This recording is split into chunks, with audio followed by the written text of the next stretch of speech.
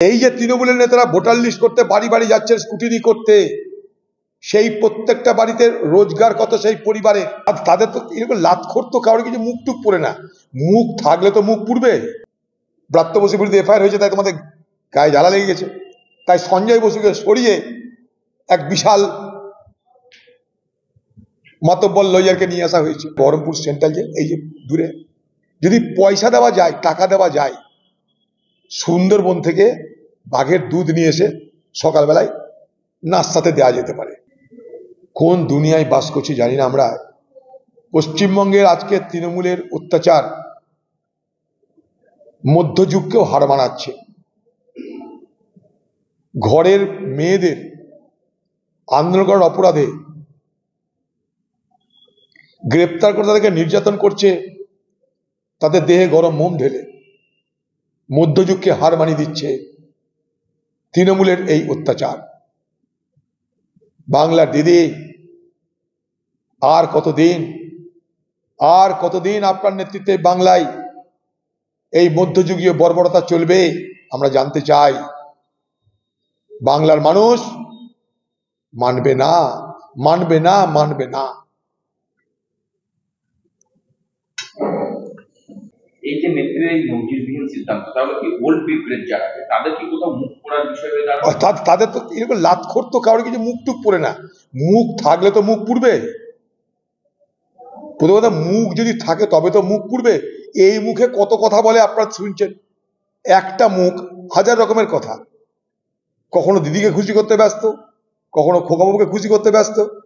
দিদিকে আবার বলছি, আমি তৃণমূল দলের ধান্দাবাজদের উদ্দেশ্যে আমার সাবধান মানি। আম আর দুধ এক হবে, আটি আপনারা বাটির বাইরে পড়ে থাকবে, আটি বাটির বাইরে পড়ে থাকবে।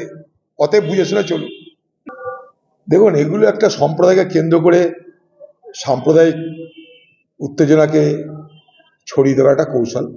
কোথায় ভোটার কমছে বাড়ছে সেটা তালিকা প্রকাশের পর জানা যাবে। অস্বাভাবিক হারে কি স্বাভাবিক হারে সেগুলো তো এখন বলার সময় আসেনি।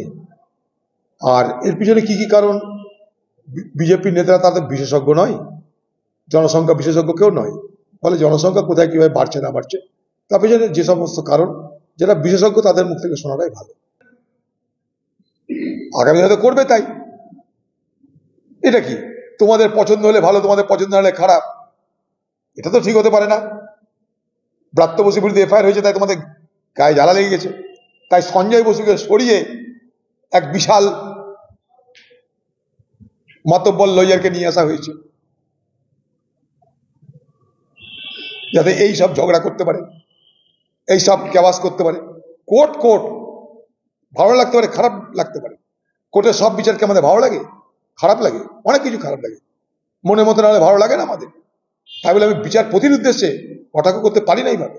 এ তো আকছার ঘটনা। মোবাইল পেয়েছে তাতে অসুবিধা কি আছে? মোবাইল তো সবাই ওখানে বোঝো যে বাইরে তোমার ধান্দা হচ্ছে, পানি হচ্ছে, ঠিকাদারি কে পাবে তা ঠিক হচ্ছে, কাটমানি খাওয়া হচ্ছে, তোলা হচ্ছে ওখানে বসে বসে। দেখুন, জঙ্গি মঙ্গি সব আছে, কোনো অসুবিধা নেই। পশ্চিমবঙ্গের জেলখানাগুলো যে হাল না, তাতে যদি টাকা দেওয়া যায়, একবার খিদিরপুর ডক থেকে এই গঙ্গার ধারে যে জেলখানা, এখানে বহরমপুর সেন্ট্রাল জেল, এই যে দূরে যদি পয়সা দেওয়া যায়, টাকা দেওয়া যায়, সুন্দরবন থেকে বাঘের দুধ নিয়ে এসে সকালবেলায় নাস্তাতে দেওয়া যেতে পারে। এতটাই সেখানটাই দুর্নীতির খবর আছে। এখানে সব হয়। মোবাইল তো তুচ্ছ ঘটনা, এগুলো বলা মানে চোররা হাসবে। কোনো যদি চোরকে বলেন, আসামিকে বলেন যে ভাই মোবাইল কোথায় পেলেন, তখন হাসবে আপনাকে।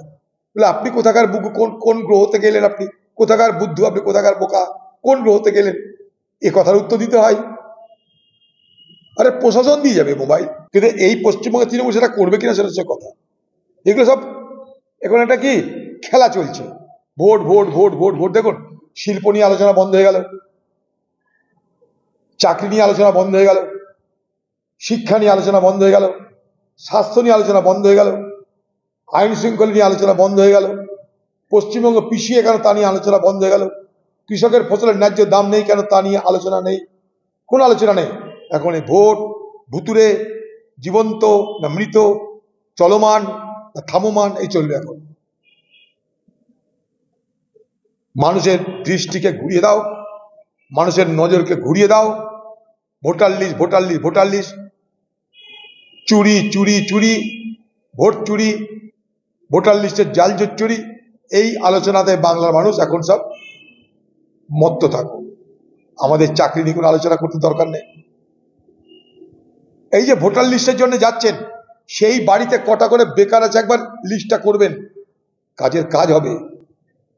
এই যে তৃণমূলের নেতারা ভোটার লিস্ট করতে বাড়ি বাড়ি যাচ্ছেন স্কুটিনি করতে, সেই প্রত্যেকটা বাড়িতে রোজগার কত সেই পরিবারে বেকার কত, সকার কত, সেই পরিবারের শিক্ষা কত, অশিক্ষা কত, তার স্কুটিনি করুন না। তাতে রাজ্যটার ভালো হবে, তাতে বেকারের সংখ্যা জানা যাবে, সেই পরিবারে পরিযায়ী কত, স্থানীয় কত। এই স্কুটিনির মাধ্যমে পশ্চিমবঙ্গে পরিযায়ী শ্রমিকের সংখ্যা জানা যাবে। হিম্মত থাকলে করুন দিদি। আমি দাবি করছি এই স্কুটিনির মাধ্যমে শুধু ভোটার লিস্টে মৃত জীবন্ত ভোট বেড়ে গেল কমে গেল, তার থেকে আরো অনেক গুরুত্বপূর্ণ কাজ আছে। সে যে পশ্চিমবঙ্গে পরিযায়ী শ্রমিকের সংখ্যা এই স্কুটিনিতে জানা যাবে। এই স্কুটিনিতে জানা যাবে পশ্চিমবঙ্গের ঘরে ঘরে বেকারদের সংখ্যা কত। এই স্কুটিনিতে জানা যাবে শিক্ষার হার কত। এই স্কুটিনিতে জানা যাবে আমাদের আয়ু কত, গড় আয়ু কত, সবকিছু জানা যাবে। সেটা করুন দয়া করে।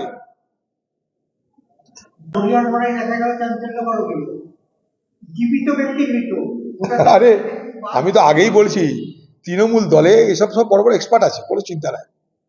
তৃণমূল দলে এই যে যাদেরকে ভোটার লিস্ট বানাতে দেওয়া হয়েছে, তাদেরকে কি করা হচ্ছে, কি করে চুরি বাটপাড়ি করতে হবে ভোটার লিস্টে আরেকবার অ্যাপ্রেন্টিসের চাকরি দেওয়া হয়েছে।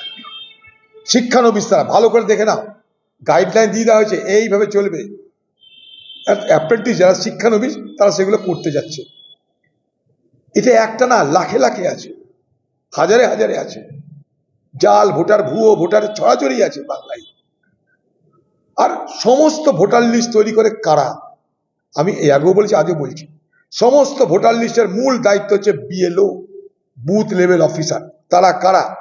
তারা তৃণমূল দলের নেতা নেত্রী, তৃণমূল দলের সরকারি কর্মচারীরা। তা জাল ভোটার, ভুয়ো ভোটার সবকিছুর তৈরি করার মালিক কারা? অনলাইন, সেটাও রাজ্যের নির্বাচন কমিশনার আছে, সেটাও জেলার কালেক্টররা আছে, সেখানেও তারা হস্তক্ষেপ করতে পারে।